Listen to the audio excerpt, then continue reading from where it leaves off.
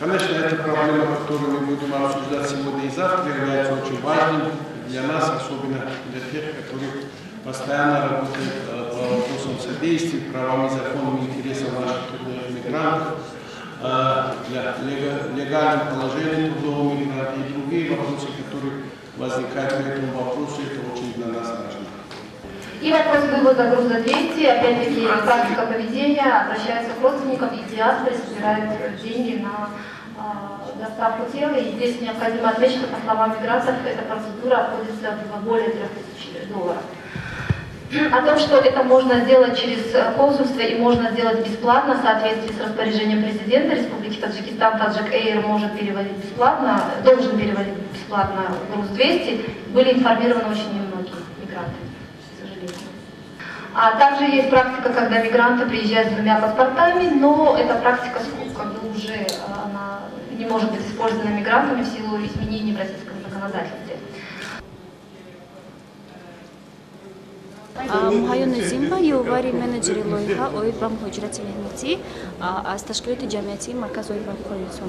اصلا مقصد برگزاری فوروم مذکور در بررسی مشکلات مهاجران مهنتی که از کشورهای برآمد یعنی از جمهوری تاجیکستان و جمهوری قرقیزستان بیشتر با فدراسیای روسیه و جمهوری قزاقستان سفر میکنند. در همین فوروم مسئله آنها مشکلاتی که بیشتر آنها روبرو میشوند بررسی میشود، از جمله دسترسی آنها با خدمات رسانی‌های کنسولی و خدمات رسانی حقوقی. همچنین اینجا امیدواریم که مسئله انتقال گروز 200 نیز راه حل خود را می‌یابد، چون که یک حساباتی که مرکز اوید به حقوق انسان آماده کرده بود در آنجا نوشته شده است که همین انتقال بیشتر با پرداخت یک مبلغ معین صورت میگیرد. اون مبلغ هم اصلا از دیاسپوراهای تاجیکان جمع آورده می شود یا از خود مهاجران جمع آورده می شود، در حالی که یک فرمانی رئیس جمهور موجود است که همین گونه یعنی همین گروز 200 طریق هواپیماهای تاجیک ایر بیشتر طریق هواپیماهای تاجیک ایر رایگان و کشور انتقال داده شود.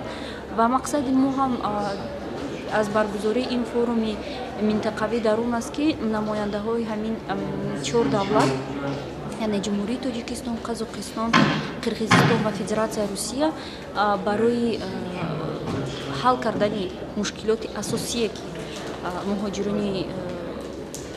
مهاجران مهنتی رو برو میشوند همین بررسی کنند و راه آلترناتیوی پیدا نمایند.